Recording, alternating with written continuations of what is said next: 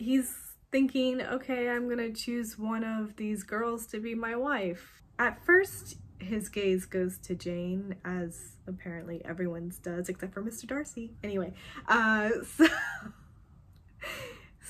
so Mrs. Bennet deftly, you know, moves his attention away from her because she's hoping that Bingley's going to propose to Jane. But she completely throws Elizabeth under the bus and instead says that he should go for her. And of course, he's just like easily swayed, apparently. But I found it interesting that he even went to go talk to Mrs. Bennet, because wouldn't he speak to Mr. Bennet, being the father? Like, if he's expressing interest in one of the daughters to potentially propose to her, wouldn't it be the father that you speak to? Especially in this situation, he's actually related to Mr. Bennet, not Mrs. Bennet. He's related to her through marriage. But anyway, so next is meeting Lieutenant Wickham, the weasel. I was shocked that Elizabeth even believed him when he was telling his story. Okay, maybe you believe him a little bit. So it's hard because obviously we know he's a bad character, and I just really scrutinize everything that he says and how he says it. And I think especially towards the end of his little sob story that he's telling Elizabeth, he has this throwaway line that's almost like he's, what is that sort of move where you're sort of like fishing for compliments sort of thing? He was like feign modesty over here, because his line is something like, yeah, I'll find it and put it in. And yeah, I just, especially after that line, Elizabeth, how are you falling for this load of crap? Anyway, so that was annoying, and I didn't like that, but we just don't like Wickham, so that's that. But I guess it speaks to the level of his charm and blah blah blah, that he, you know, it's just so likable, apparently. So of course Jane doesn't believe Wickham because she's a smart cookie. No, because she's just really nice, and she's like, how could anyone treat someone like that? I don't understand. I was a little surprised when she said that, you know, perhaps I'll just get the truth out of Bingley. It's like, Jane, are you saying that you're going to use your charm and your pool on Bingley to get information? That seems a little covert, seems a little sneaky, and I'm a little bit surprised, impressed, but surprised. Anyway, so moving on. So, oh yes, this moment.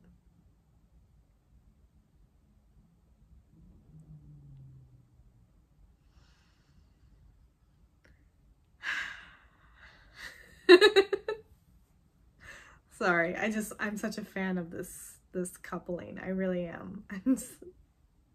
Anyway, with Darcy now asking Elizabeth to dance, that was a moment. But while they were dancing, I started to think, where is Mrs. Bennet? Because if she saw that, wouldn't she then like really push Elizabeth? As I had mentioned before, like, why isn't she pushing any of her daughters towards Mr. Darcy? Wouldn't she in this moment, especially seeing them dancing, be like, oh my god, he's interested in you? Go. I was a little surprised that that didn't become part of this story. Oh, also a small sort of thing. Why does Mary like Collins? Is it because, like her, he also wears all black. I really just didn't understand that. They made that sort of a thing in the movie where sometimes Mary would sort of look longingly towards Collins, and I'm just like, girl, why? Is she, why? Anyway. Oh God, the proposal. Collins proposing to Elizabeth. Another scene, just shot, directed, acted, lighting, frame sequence, all of the above. Fantastic. It was so awkward. It was just like, because, you know, Elizabeth is sitting there center frame. She's got this large hunk of ham just sitting sort of in front of her, but slightly off center. And it's got this knife stuck in it. And Collins is just standing sort of next to her, angled sort of towards her. And because of his height, he's really not that much taller than her, sitting down. And then he like hands her this weed. And she just sort of looks at it. And he awkwardly just puts it down on the table because she doesn't take it. And I'm just like, oh my God, why? And he still just keeps on going. Like he doesn't have the self-awareness, or he just doesn't know how to read the room, or he does and he's just gonna go ahead with it.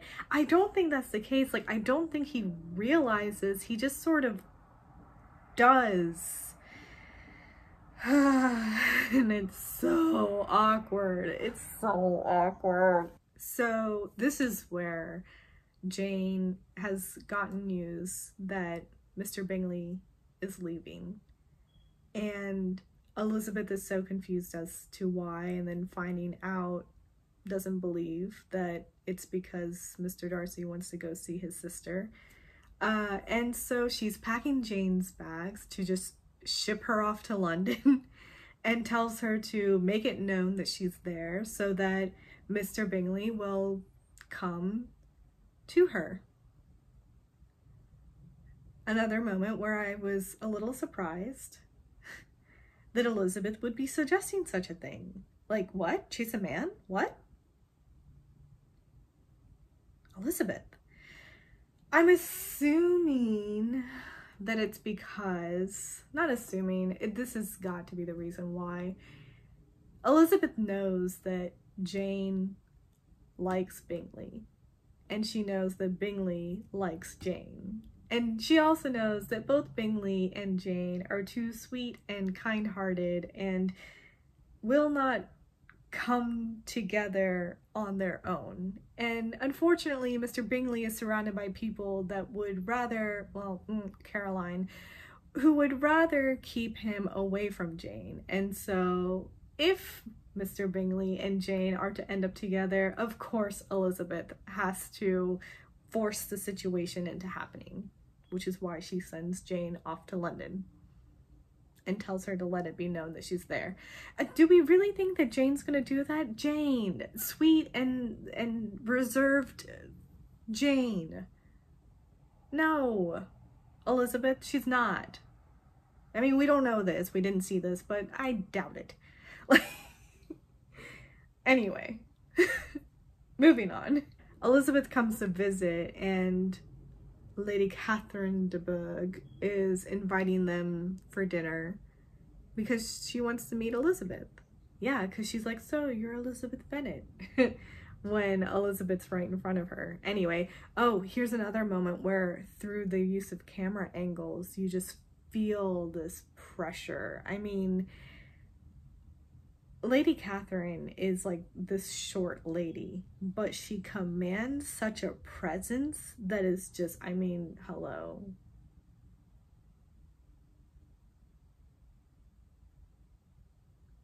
Completely blanking on the name of the actress. Judi Dench. Yeah, she just commands this presence, and she's just so imposing. And she's seated, but the camera angle is sort of low on her, so you're sort of looking up at her, which really just emphasizes and gives you that feeling of she really occupies this space that's just so above everything. And God, is it just, I mean, you just feel so inferior to her. So another moment where cinematography and lighting. I do like that over here, Mr. Darcy is sitting in the center this time, squirming with sort of embarrassment at the actions of family members. And for once, it's not Elizabeth, because Lady Catherine is just grilling Elizabeth with just a shade of like arrogance and pompousness. And but Elizabeth is holding her own, so, you know, there's that. So later on, while Elizabeth is playing the piano because she was forced to, and Mr. Darcy sort of comes over and they're talking, and she tells his friend that, yeah, he sort of kept to himself and didn't really mingle in a ballroom with a bunch of people. Anyway, the friend was sort of called away, but Darcy sort of goes on to explain, or felt the need to go on to explain, that he's not very good at conversing with people that he's not really close to. And I love the way Matthew McFadden delivers this line, because it's very gentle. It's said in sort of like hushed tones, but it's almost like an imploring sort of way. Like he wants her to understand that about him, because maybe he's sort of embarrassed or regretting, or just as an explanation for his past words or actions in like reference to her from the beginning of their meeting and stuff like that, because, you know, he's starting to sort of develop feelings for her now. So he just is sort of just wanting her, just wishing her to understand this about him. Mr. Darcy. Okay. Anyway, so that was something I just wanted to touch on. Another scene to sort of comment on for Mr. Darcy's sake. When he comes to speak to Elizabeth at the Collinses' residence, and they're not even there, like Mr. and Mrs. Collins are out, and Elizabeth is there alone, and Darcy just sort of finds himself in the room. All I can sort of imagine for how he even ended up there is that, like, his heart wanted to be by her, and so his feet just sort of led him in that direction. And now that he's over there, his brain is just like, you doofus, what are you gonna talk about? Like, he's just standing there, and it is like, it's an awkward scene, but it's not an awkward scene like other ones have been, where it's just you sort of cringe on the inside. This is just sort of it's just adorable, really, because he's flustered. He can't really hold still, and his mind is completely blank. I mean, nothing is coming to mind. It's just he wanted to be by her, but in order to do that, especially in this stage of the relationship of sorts that they have, it's like you have to talk about something. And she's just like, I mean, kudos to her, because all she had to go off of was him saying that this is a charming house. Like, anyway, I just thought it was sweet. And I loved it. Anyway,